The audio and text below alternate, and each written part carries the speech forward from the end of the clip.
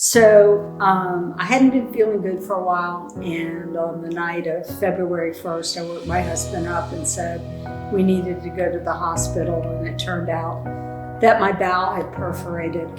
I was on a ventilator for a week. I was in intensive care for over 2 weeks. At first, I did not have my phone with me. Keith had taken it home. My husband had taken it home. But when he brought my phone back, because they thought music might be helpful to me and things like that, the first day, the alarm went off at noon. And I was motioning for my husband to come to me, and he brought the phone, and we said the Lord's Prayer. At that point, I was very ill and couldn't even say it all by myself. But between the two of us, we got through it.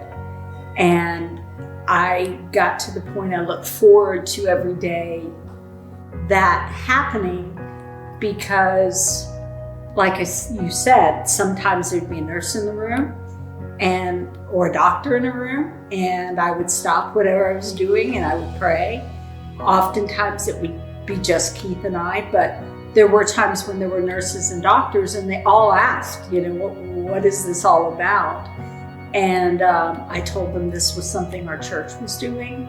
And of course, they all asked what church, and I was able to share that. But more importantly, often for that 1 minute, feel like you had a connection with the rest of the world and with your church.